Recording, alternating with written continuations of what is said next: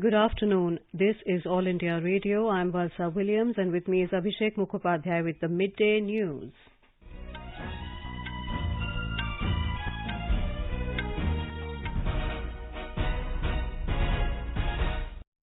The headlines. RBI keeps key repo and reverse repo rate unchanged. Pradhan Mantri Mudra Yojana completes 7 years. 18,60,000 crore rupees have been sanctioned under the scheme so far. Promotion task force set up for animation, visual effects, gaming and comics for Indian markets and the global demand. More than 3 crore houses built under Pradhan Mantri Awas Yojana with the participation of the people, says Prime Minister. Pakistan Prime Minister Imran Khan to face no trust motion tomorrow. In Korea Open Badminton Championship, PV Sindhu and Kidambi Srikanth storm into singles semi-finals. And in IPL cricket, Punjab Kings to take on Gujarat Titans at Brabourne Stadium in Mumbai this evening.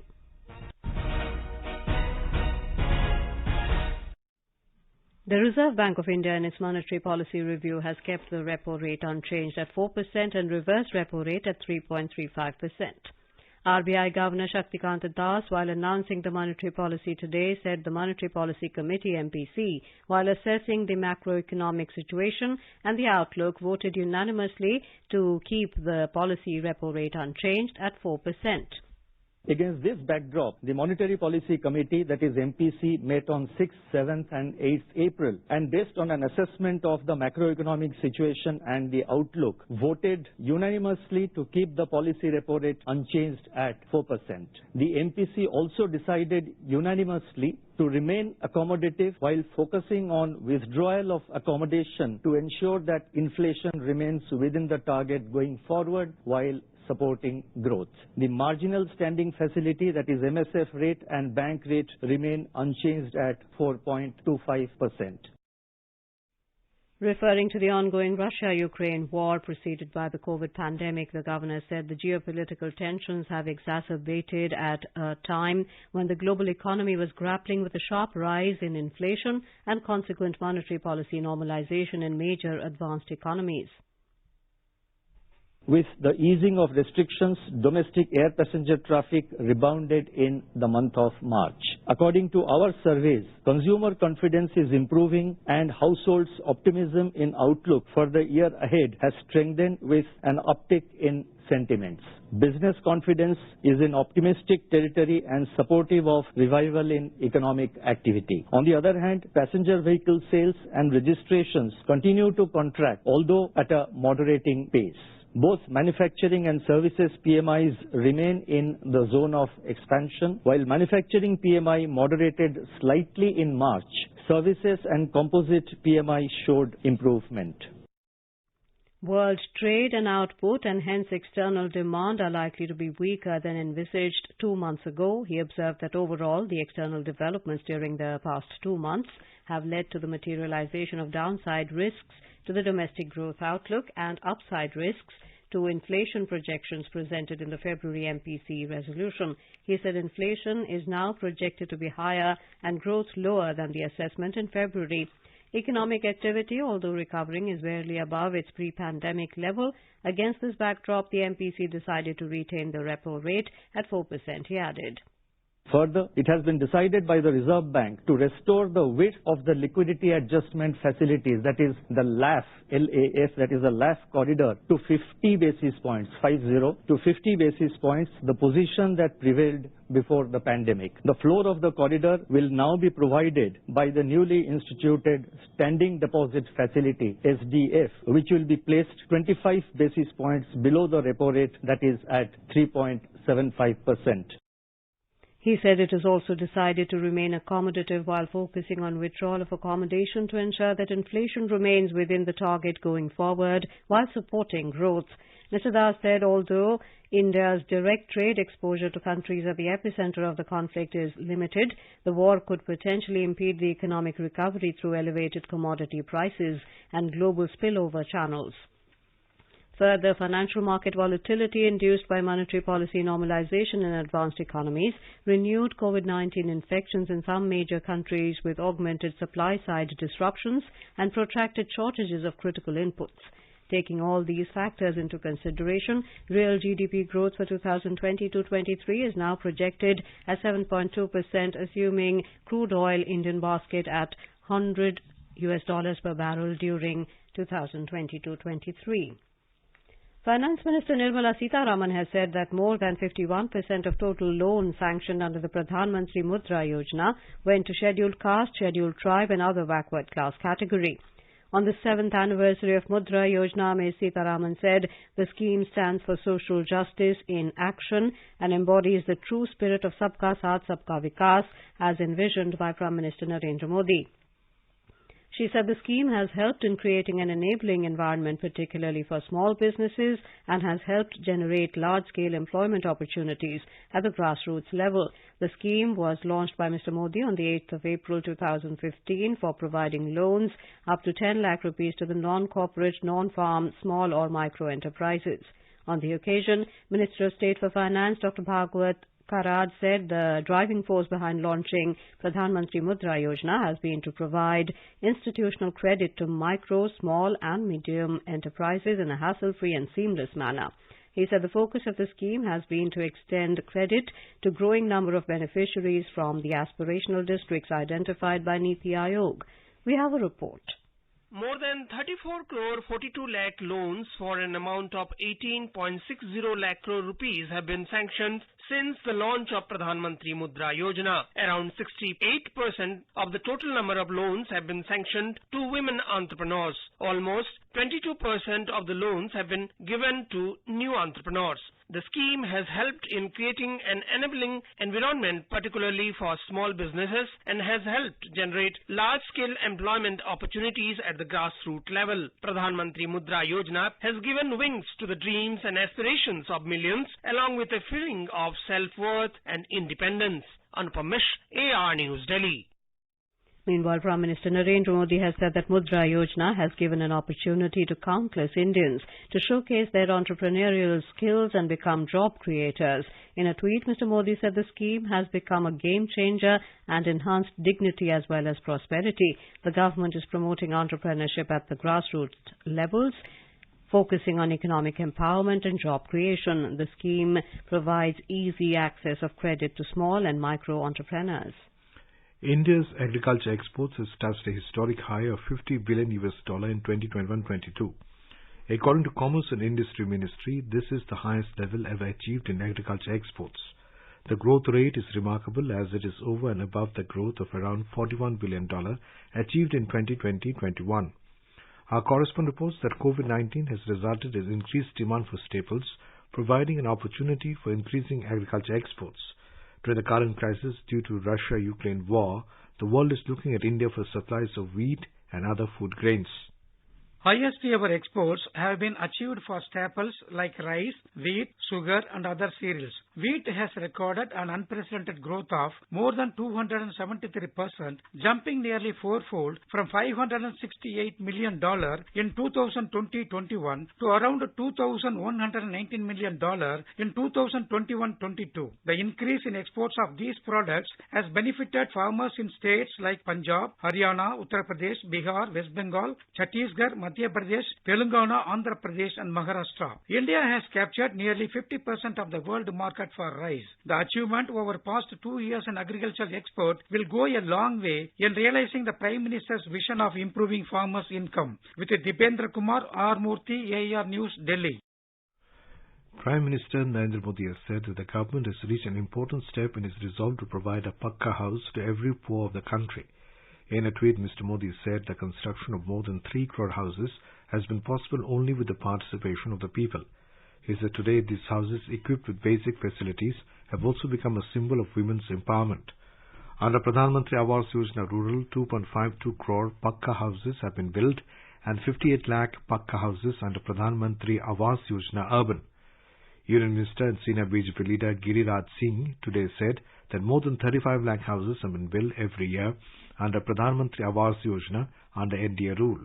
He said during Congress government only 11 lakh houses were constructed every year. Addressing a press conference in New Delhi, Mr. Singh said NDA government has constructed more than 2 crore 50 lakh houses in the last 8 years. During Congress rule, only 3 crore 26 lakh houses were constructed in 60 years under Indira Gandhi Awas Yojana. सबको आवास दें तो हमने 4 crore 3 lakh socio economic का census 2011 के तहत हमने उसको चिन्हित किया और राज्यों को भेजा। राज्यों ने उसे 2 करोड़ 95 लाख कहा कि ये पात नहीं बचे हैं। एक पैरामीटर था सोशियो इकोनॉमिक कास्ट सेंसस का और उस अनुपात में हमने 2 करोड़ 95 लाख को कैबिनेट से पास किया और उसी लक्ष्य को पूरा करने का और 74 लाख हमने पुराने आवास जो इंदिरा आवास के नाम से जाने जाता था जो लोग नहीं बन पाए उसको हमने बनाने का।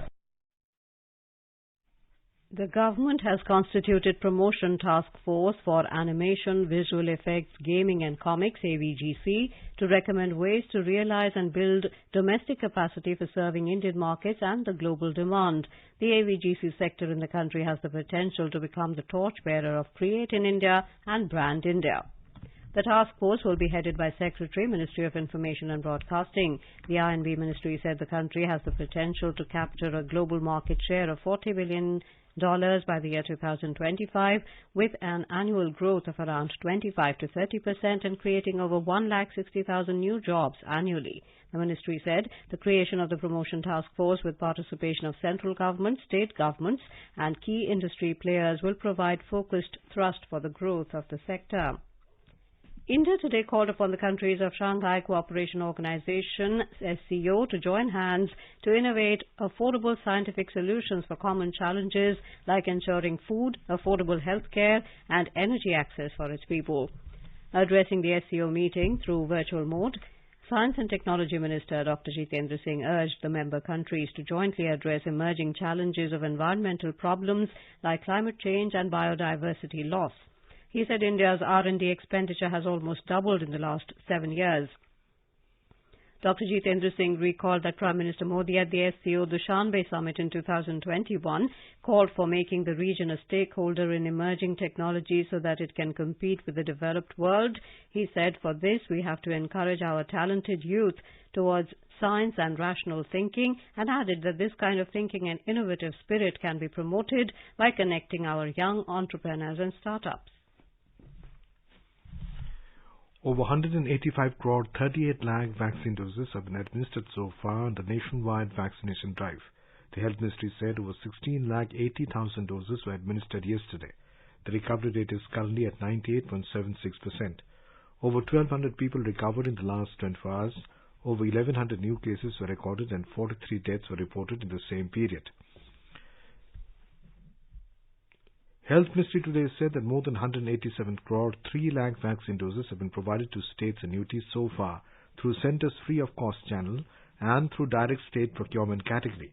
It said more than 16 crore 36 lakh balance and unutilized COVID vaccine doses are still available with the states and UTs to be administered. The Finance Ministry has released the first monthly installment of post-devolution revenue deficit grant of over 7,183 crore rupees to 14 states. The grants are released to meet the gap in revenue accounts of the states post-devolution. The Ministry said the Commission has recommended a total post-devolution revenue deficit grant of 86,201 crore rupees to 14 states for the financial year 2022-23. The Calcutta High Court today handed over the probe into the murder of the Deputy Gram Pradhan Bhadu Sheikh, which allegedly sparked violence in West Bengal's Birbhum district, to the Central Bureau of Investigation (CBI). The court said that the murder of the Panchayat leader associated with the TMC and the Birbhum violence that led to the deaths of at least 9 are interlinked. It directed the state police to hand over all the records of the investigation and the accused who have been arrested in connection with the murder case to the CBI. The court had earlier ordered a CBI investigation into the gruesome killings that took place in Boktui village of Birbhum on March the 21st. Meanwhile, the investigation agency yesterday arrested 4 persons from Mumbai in connection with the killings at Boktui village of Rampurhat in Birbhum district of West Bengal. The agency at present has the custody of at least 10 people who were arrested by the police in connection with the killings. You are listening to the Midday News on All India Radio. A reminder of the headlines before we move on. RBI keeps key repo and reverse repo rate unchanged. Pradhan Mantri Mudra Yojana completes 7 years. 18,60,000 crore rupees have been sanctioned under the scheme so far. Promotion task force set up for animation, visual effects, gaming and comics for Indian markets and the global demand. More than 3 crore houses built under Pradhan Mantri Awas Yojana with the participation of the people, says Prime Minister. Pakistan Prime Minister Imran Khan to face no trust motion tomorrow. In Korea Open Badminton Championship, PV Sindhu and Kidambi Shrikant storm into the singles semi-finals. And in IPL cricket, Punjab Kings to take on Gujarat Titans at the Brabon Stadium in Mumbai this evening. For quick news updates round the clock, follow us on our Twitter handle @AIR News Alerts. चलो मिलकर एक शुरुआत करें, चलो एक फैसला आज करें, मास्क नहीं तो टोकेंगे, कोरोना को रोकेंगे, चलो एक इरादा करते हैं, चलो कुछ वादा करते हैं, मास्क नहीं तो टोकेंगे, कोरोना को रोकेंगे. Welcome back to the Midday News. All India Radio News has launched a new weekly interactive program, Abhyas, for competitive examinations. It is aimed at reaching out to students and job seekers preparing for competitive examinations. The program is in Hindi and is broadcast every Saturday between 9:30 to 10 p.m. Every week a subject is chosen. Students can ask questions through WhatsApp or email, and a guest speaker or expert will respond to their queries. Questions on each subject are selected on the basis of crowdsourcing from the students across the country. The program also includes segments like Explainer, Fact File, Examination Calendar and Question of the Week. The second episode of the program will be aired tomorrow. The topic for this episode is Indian Polity and Constitution. All India Radio News has got an overwhelming response for the show, with questions received from across the country.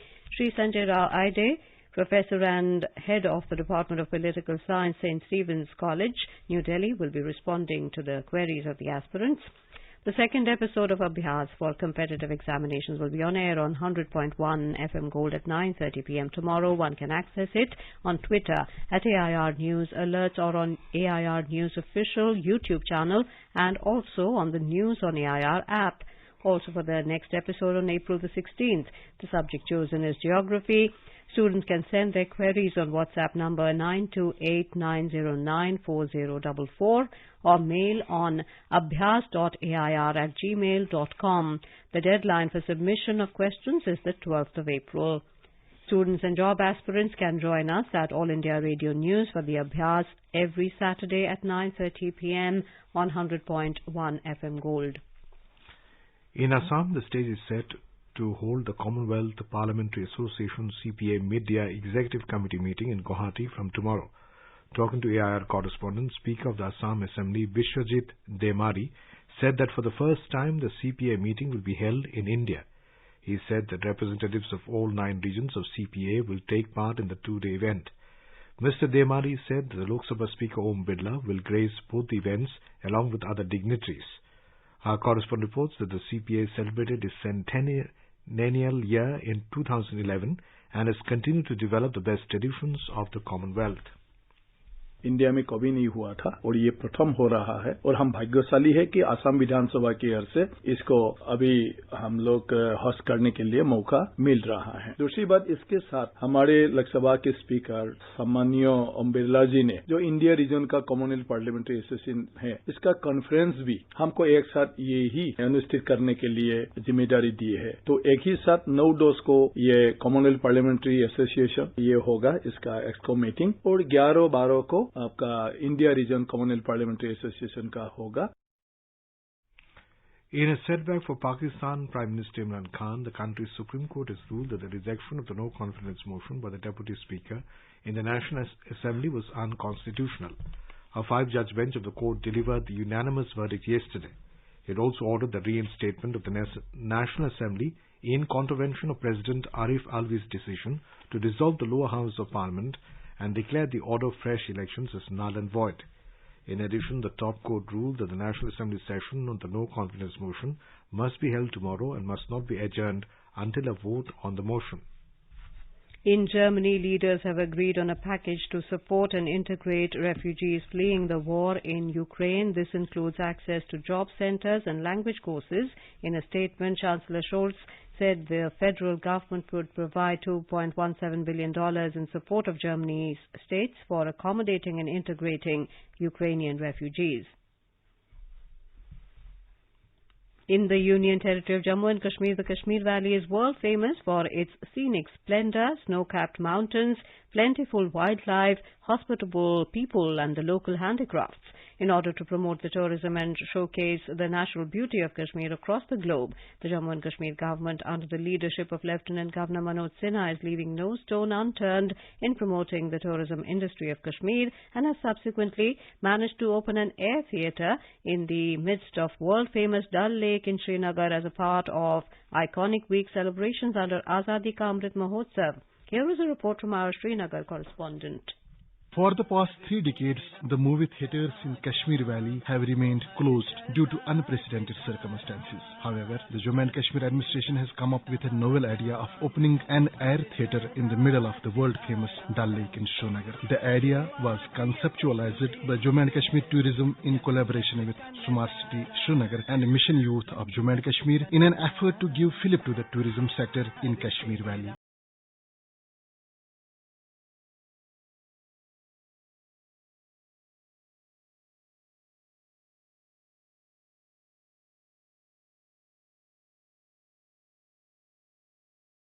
Recently by Chief Secretary Arun Kumar Mehta with the screening of a famous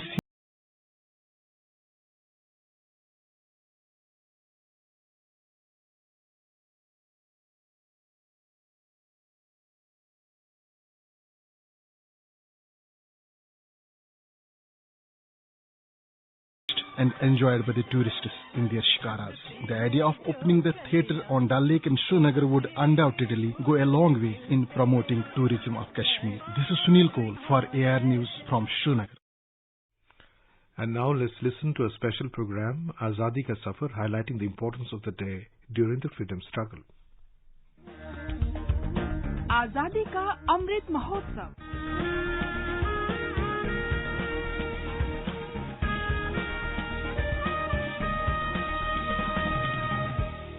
Azadi Ka Safar with AIR News. Birth of a Nation. India's glorious freedom struggle is one of the greatest struggles the modern world has ever witnessed. AIR News brings you a glimpse of the struggle every day.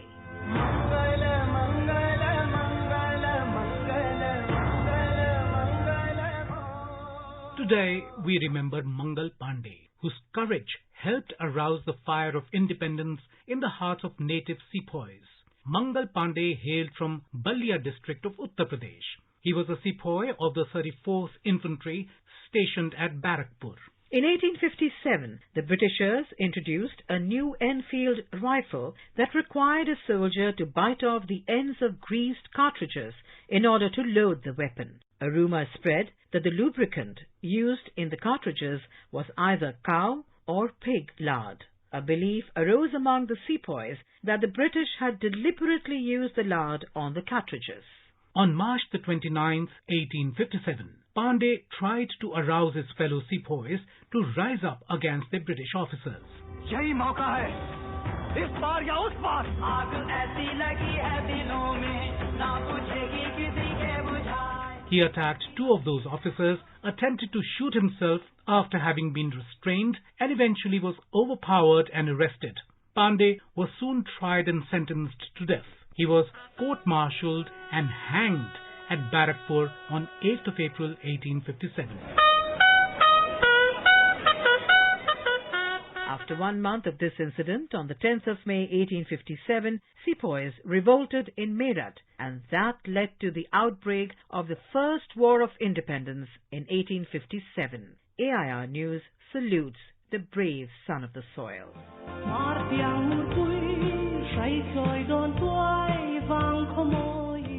We also pay tribute to Ropui Liani, the daring Mizo freedom fighter. Born in 1828, Ropui Liani was the daughter of a great Mizo chief, Lal Savunga, and was married to Wandula, an equally prominent chief of South Lushai Hills. In early 1890, the British started to establish supremacy over some Mizo regions. However, Mizo chiefs did not accept British authority. Rupuiliani took the reins of principality after the death of her husband Vandula and began to rule from her village Ralwong. She challenged the British authority and encouraged people to disobey Britishers' diktats. She told other chiefs who had joined the British, "Even if you all surrender, I am here, the daughter of Lal Savunga. We will never surrender to foreign rulers." She became a rallying point for Mizo principalities against the British.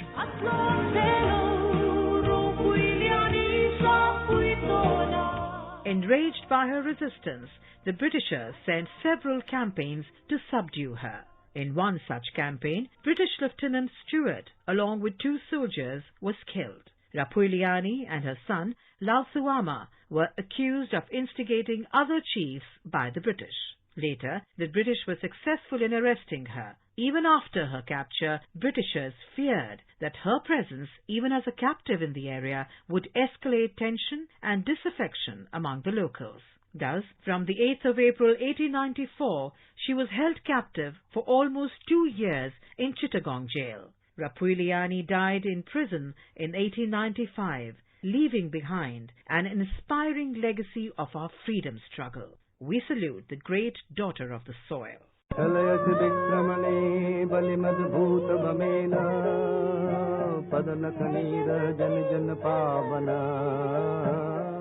We also remember Bankim Chandra Chattopadhyay, also known as Bankim Chandra Chatterjee, who died on the 8th of April 1894. He is famous as the author of the national song of our country, Vande Mataram. Bankim Chandra Chatterjee was born on the 27th of June 1838 in Chobis Parganas district of Bengal. After his graduation, he was appointed as Deputy Collector in Bengal. Bankim Chandra began his literary career as a writer of verse. His first Bengali novel, Durgesha Nandini, was published in 1865. Bankim Chandra Chatterjee's most famous novel was Anandamath, which is based on the famous Sannyasi revolt. Anandamath contained the song Vande Mataram, which was later adopted as our national song.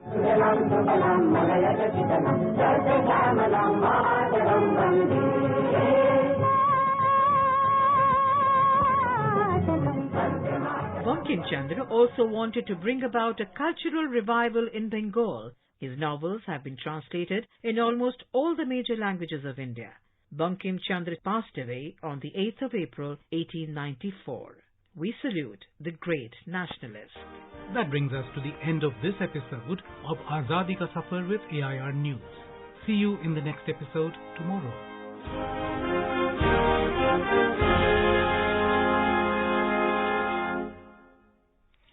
In IPL cricket, Punjab Kings will take on Gujarat Titans at Brabant Stadium in Mumbai at 7:30 p.m. today. Last night, Lucknow Super Giants defeated Delhi Capitals by 6 wickets at the D.Y. Patil Stadium in Navi Mumbai. In Korea Open Badminton Championship, world number 7 PV Sindhu and World Championship silver medalist Kidambi Srikanth kept Indian hopes alive by storming through to women's and men's singles semi-finals respectively. In the quarter-finals at Suncheon today, Kidambi Srikanth defeated Won Ho-son of Korea. PV Sindhu beat Thailand's Busan and Ongbam Rungpan in straight sets. And now, before we end the bulletin, the headlines once again. RBI keeps key repo and reverse repo rate unchanged. Pradhan Mantri Mudra Yojana completes 7 years. 18,60,000 crore rupees have been sanctioned under the scheme so far. Promotion task force set up for animation, visual effects, gaming and comics for Indian markets and the global demand.